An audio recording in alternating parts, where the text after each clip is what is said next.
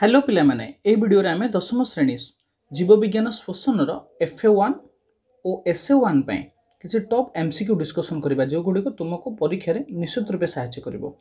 ए भितरु प्रश्न तुमे परीक्षा रे निश्चित रूपे पाइबो। ताले चलो पिला माने देखिबा प्रथम प्रश्न कोन आछि ना विगत बोर्ड परीक्षा रे जो प्रश्न गुडी को आस्थिला श्वसन पाठरु ताहा प्रथमे आमे देखि नेबा तापरे आउ किछि इंपोर्टेंट क्वेश्चन आन्सर देखिबा। तो एटी प्रथम प्रश्न हैला केउ जोडीटी असंबंधित। तो एटी हमकु देइछि तिमी फुसफुस गाली कईच श्वासरंध्र असरपा स्तोम उद्भिद। तो भितर देखा गाली कईचटी भूल हम अन्य तीनोटी कौन हो ठीक हो।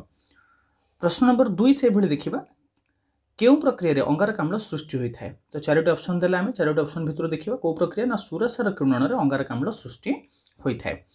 केउटी द्वारा असरपा श्वासक्रिया करें असरपाटी आमर क्या द्वारा श्वासक्रिया करें ना असरपार श्वासक्रिया श्वासरंध्र रही है।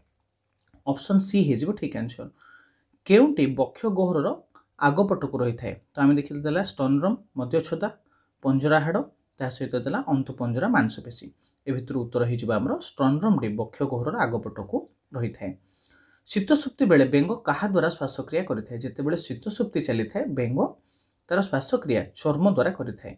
केउ प्रक्रिया जो पेशीर बाकुला बा क्रांप हो जाए आमर मांसपेशी केतेबेले बाकुला बा क्रांप हो जाए ना जितेबेले लैक्टिक अम्ल किण्वन प्रक्रिया चली था। केउटी एक लसिका भंग हूँ कौटा ना टनसिल हूँ गोटे आमर लसिका भंग। कईच कुंभीर तिमी प्रभृति प्राणी केउ अंग द्वारा श्वासक्रिया करते एमाने समस्ते फुसफुस द्वारा श्वासक्रिया करते। कोषजीवक ग्लुकोज अणुर विघटन हो श्वसन प्रक्रिया प्रथमे केउटी सृष्टि होता है। प्रथमे कौन सृष्टि होता है पिला माने ग्लुकोज अणुर विघटन घटला पर कोषजीवक ना अल्कोहल सृष्टि होता है। मनुष्य श्वासतंत्र केउटी एक अंश नुह नासापथ ग्रसनी गोलेट आ गोटे आमर कोटरिका ए भितर केउटी गोटे श्वासतंत्र अंश नुह गोलेट आमर श्वासतंत्र अंश नुह। निम्न तो केउटी एक लसिका भंग इंपोर्टेंट क्वेश्चन पिला माने दुई थर आसला 2014 आसला 2021 भी आसला ना टनसिल हूँ गोटे लसिका अंग। पिला माने एग्जाम आसवाक आउ कि टॉप MCQ आम डिस्कसन करवा। तो ये प्रथम प्रश्न दिला निम्नोक्त क्या द्वारा हृत्पिंडर अंगारकाम्लयुक्त रक्त फुसफुस को आसी थाए। तो चारोटी ऑप्शन भितर आम देखा कौटा हो ना फुसफुसीय धमनी दे अंगारकाम्लयुक्त रक्त फुसफुस को आसी थाए। ग्रसनी पछ कांथरे एक जोड़ा कौन रही थाए एक जोड़ा टनसिल रही थाए। बेंगफुला क्या साहाय्य तार श्वासक्रिया संपादन करें बेंगफुलाटी गाली द्वारा तार श्वासक्रिया करें। कोषजीवक निम्नोक्त क्या शक्ति मुद्रा कहुए शक्ति मुद्रा क्या कहते ना एटीपी को शक्ति केन्द्र माइट्रोकॉन्ड्रिया को। जैविक जारण आवश्यक विपाचक केउ अंगिकार थाए जैविक जारण आवश्यक विपाचक केउ अंगिकार आमर रही है माइट्रोकॉन्ड्रिया। बेंगफुला और माछ क्या द्वारा श्वासक्रिया करें उभय गाली द्वारा श्वासक्रिया करें। क्वेश्चन नंबर 7 देखिबा शीतशुक्ति समय बेंग क्या द्वारा श्वासक्रिया करे ना शीतशुक्ति बेले बेंग जेहेतु माटी तले रही है से तार चर्म द्वारा श्वासक्रिया करें। उद्भिदर स्टोमाटा खोलिबा और बंद होगा निम्नोक्त क्या निर्भर करें आलोक और तापमात्रा उपरे निर्भर करें। आलोक तापमात्रा अनुसार उद्भिदर स्टोमाटा खोली थाए और बंद होता है।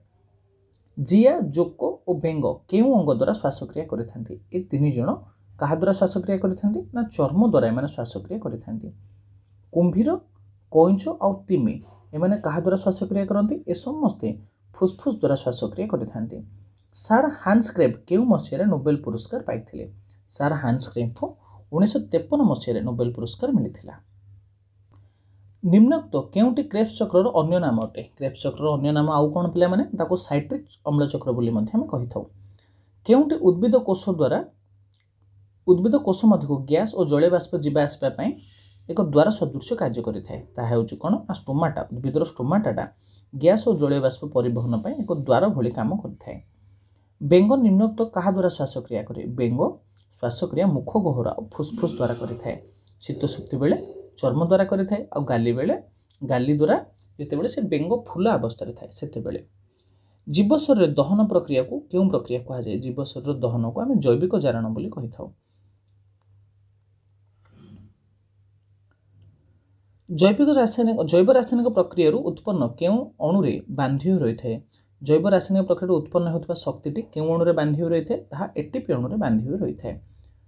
प्रश्न नंबर 17 देखिबा जीवकोश क्यों अंगिका को शक्ति केन्द्र रूपे शक्ति केन्द्र बोली कह जाए शक्ति केन्द्र रूपे किए काम करें। माइट्रोकॉन्ड्रिया हूँ आम शक्ति केन्द्र।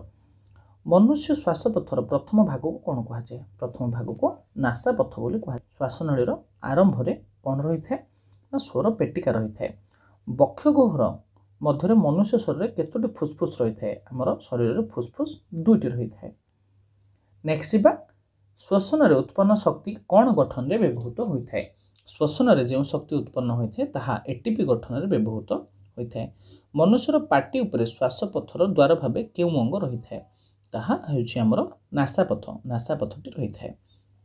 नासापथ निकटरे थिबा ग्रसनी को कौन कह जाए नासापथ निकटरे थिबा ग्रसनी को नासा ग्रसनी कह जाए से भली मुख निकटरे थिबा ग्रसनी को मुख ग्रसनी कह जाए।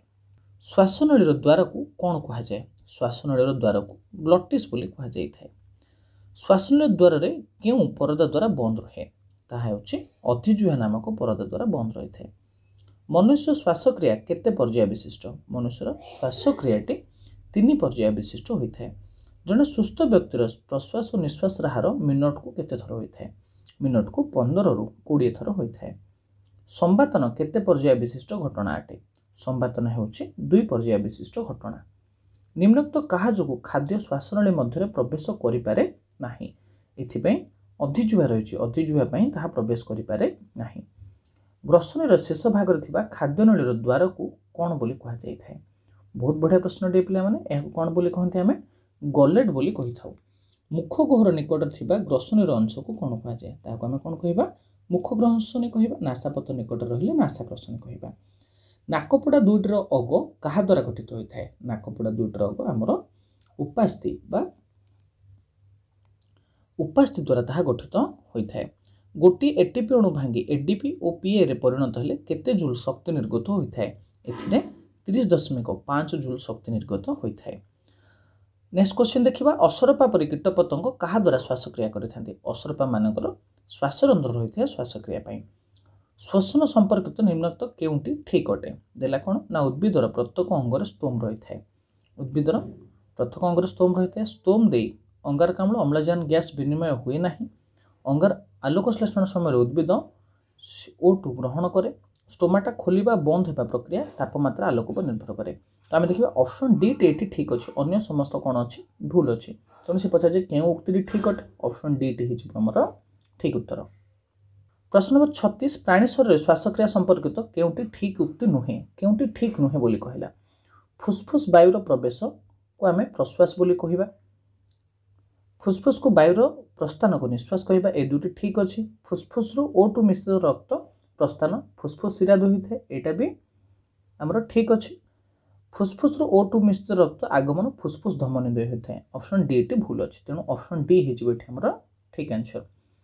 फुसफुस को विभिन्न आड़ू आबद्धित करुवा क्यों उक्ति ठीक नुहे तो ये आमको देला कौन आगपटू आबद्धित करुवा अंग हूँ स्टर्नम पछपटू आबद्धित अंग करुवा मेरुदंड पछआड़ू आबद्धित करुवा अंग मध्यछेदा दुई कटू आबद्धित करुवा अंग हूँ पंजरागढ़।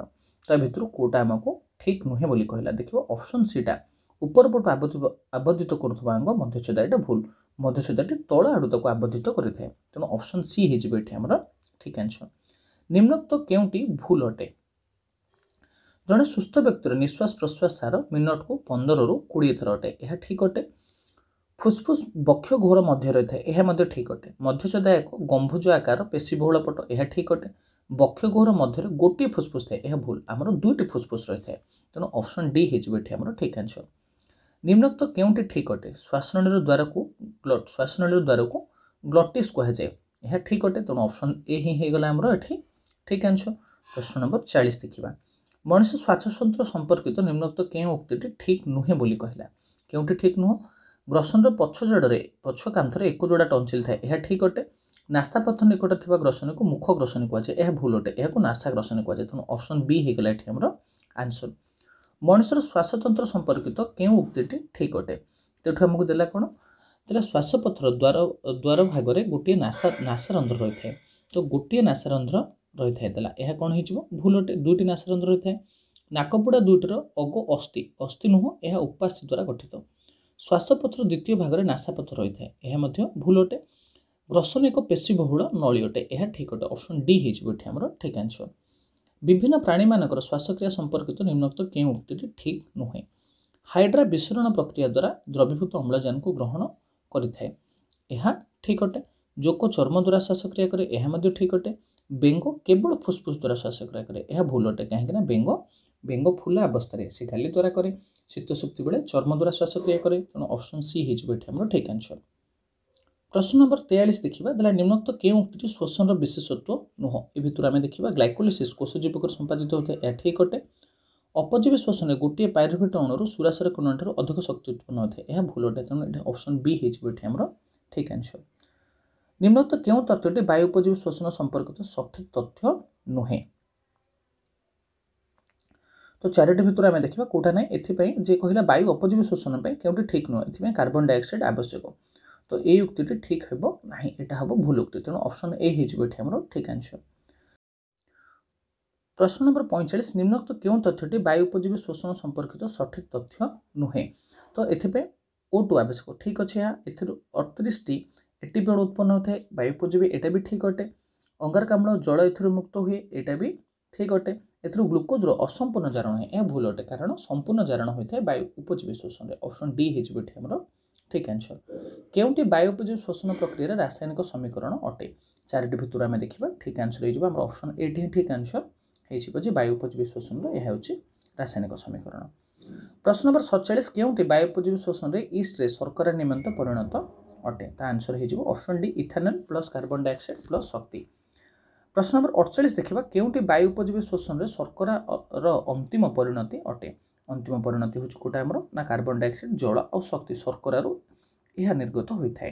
प्रश्न नंबर 49 देखा निम्नोक्त केउंटी मनुष्यर श्वासतंत्र सहित संश्लिष्ट नुह ये देला नासापथ नासारंध्र ग्रसनी ग्रसनली श्वासनलिका फुसफुस श्वासतंत्र सहित कौटा संश्लिष्ट नुह बोली कहला ऑप्शन ए होमर ठीक आंसर यह संश्लिष्ट नुह। प्रश्न नंबर 50 देला केउंटी वायु उपजीवी श्वसन पेशीकोशर शर्करार अंतिम परिणति अटे केउंटी तार अंतिम परिणति पिला माने ना लैक्टिक अम्ल आउ शक्ति तार अंतिम परिणति पिला माने आज आम टॉप 50 एमसीक्यू डिस्कसन कले यही एमसीक्यू गुड़िक तुमको निश्चित रूपे FA1 परीक्षा और SA1 परीक्षा साहाय्य करिवो।